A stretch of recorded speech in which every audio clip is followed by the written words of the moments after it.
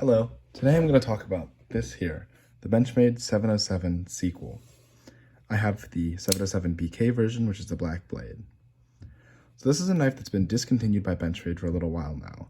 And it's actually the reason it's called a sequel is that's the sequel to the 705, which was the smaller version of the famous Benchmade 710, the knife that first featured the axis lock. Now that knife featured a 3.75-inch blade, the 710, so the 705 was a smaller version with a G10 handle, just like the 710. And the 707 was released a little later with this 6061 aluminum anodized handle, kind of like the 940 sort of style, anodization, with the G10 inlay instead. And this was considered the sequel to the 705, which then became discontinued, and then after a while this one became discontinued. And so I think that the reason why it was discontinued is that it competed directly with, for a while, one of Benchmade's leading sellers there, and I think still is, the Benchmade Mini Griptilian, which, as you can see here, size-wise, is very, very similar. Competes in the same sort of sub-3-inch, 2.9-something-inch blades for Benchmade. Very similar sized handles in literally all dimensions, thickness, sort of space and pocket, similar fit in hand. Yeah, very similar style knives.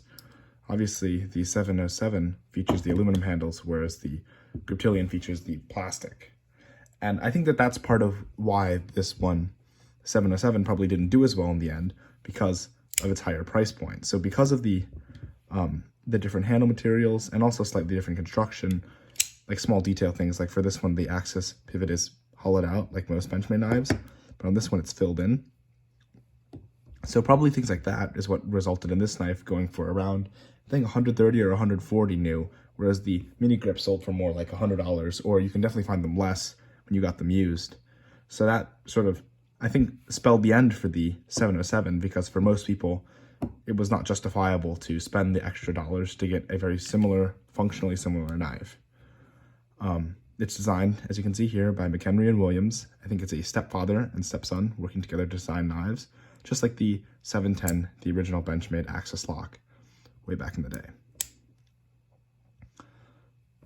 So the 707 features several, standard Benchmade thingies of, 154 cm blade, black coated in this case. Pretty thin blade stock actually for, Benchmade, which sometimes produces thick things. I believe it is slightly thinner than the Mini Griptilian, which means that it's quite effective at slicing overall. It's also got a pretty decent grind. Yes, it starts somewhat far back, but it starts further back than the Mini Grip, which means that you do have a better slicer with the 707. I've got a bit of a mirror polish on it right now off of that Spyderco stone in the back. Yeah, this, I already mentioned the aluminum anodized handles. It does have steel liners, but as you can see in there, they are skeletonized, so it doesn't increase the weight by that much. G10 inlays. It does not come stock with a deep carry pocket clip. It comes stock with a split arrow pocket clip, but I've replaced it with a deep carry because the split arrow would basically have this much shown out of your pocket, and I prefer a much deeper carry, so yes. It features the ever-famous Benchmade axis lock, got phosphor bronze washers, like most Benchmade knives. And yeah, drop point blade, very utilitarian, very effective. In terms of fit in the hand, it is a little boxier than the Mini Grip, which has more of this rounded handle. Sort of sides are more rounded around the edges and also on the sort of faces, whereas this one is sort of flat along the edge and then just a little bit of a rounded corner, but it's not by any means uncomfortable. I have rather large hands, and the handle still fits in my hands well enough I can get all 4 fingers comfortably, and I can even choke up on this flat area a little bit if I want to get a little closer to what I'm doing. If I do that though, this little bit has a tendency to dig into the meat of my hand, which can be a little bit uncomfortable after long periods of time of, say, carving or something. But if in regular use, if I put my thumb on it or behind it, it's no real issue.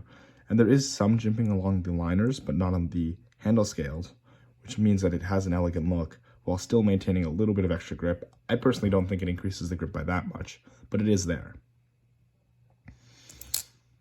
Another interesting thing about this knife is that the axis lock, or rather the tang of the blade, is set up such that when you pull back on the axis lock, it actually kicks the blade out a little bit. This is different from literally every other Benchmade knife I own. For example, the mini grip. If you pull back the access lock, nothing happens. 940, yeah, nothing happens. But here, it sort of kicks it out ever so slightly, which I guess makes it easier to sort of open and close the knife with the access lock only, which some people like to do.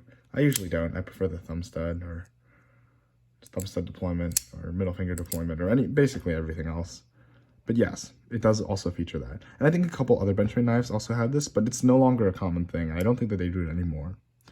My specific model has pretty bad centering, and I've tried adjusting the pivot and stuff.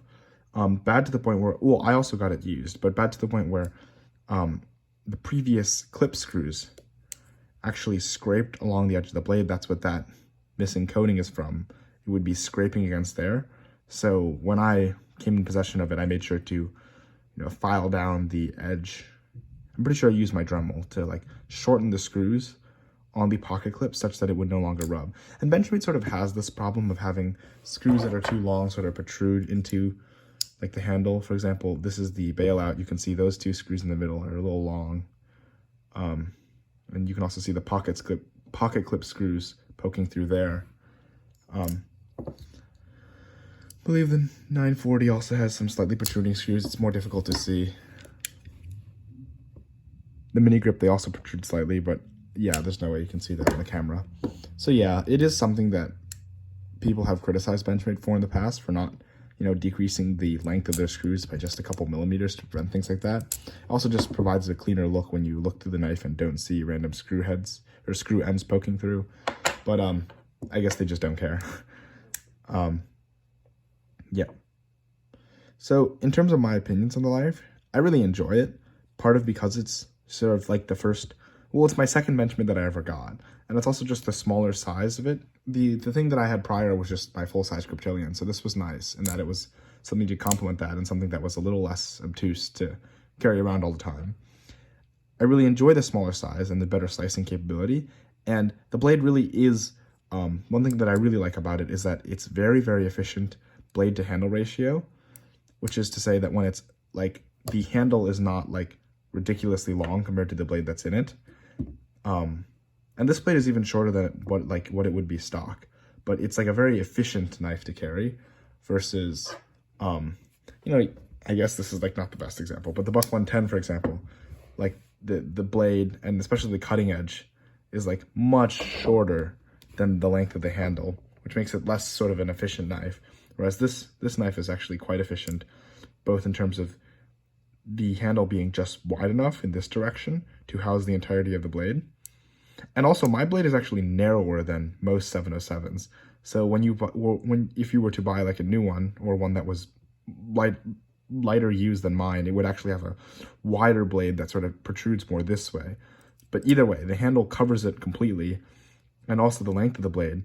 And even there's space to spare, but it's actually a rather like efficient knife in that dimension and regard, which is very nice and makes it very, easy to carry in that sense.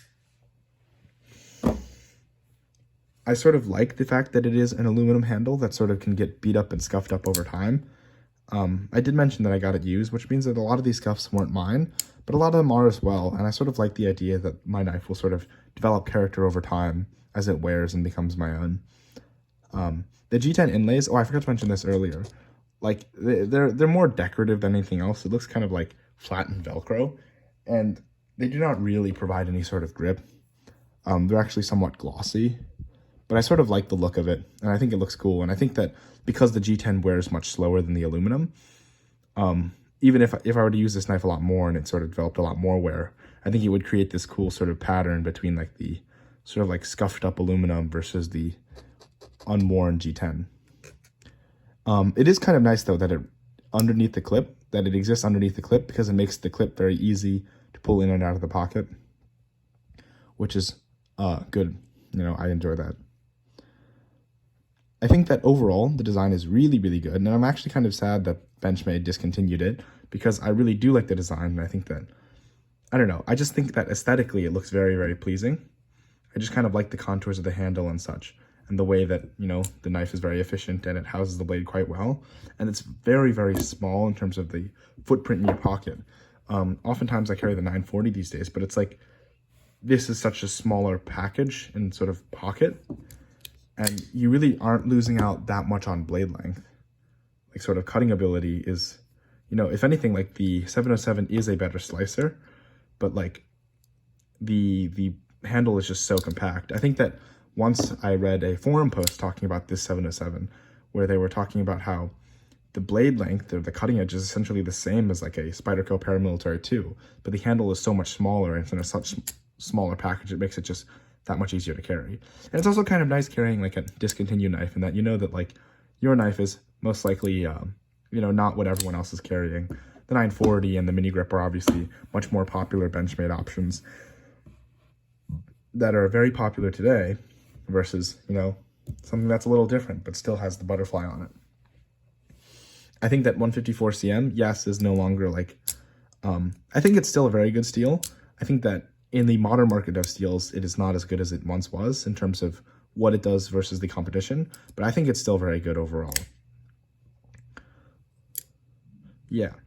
The other thing about this knife that I sort of enjoy, and this is a more subjective thing, but it's like, I find the action to be very, very satisfying. The blade is light, but it flies out so fast anyways. And yeah, very satisfying, very fun action.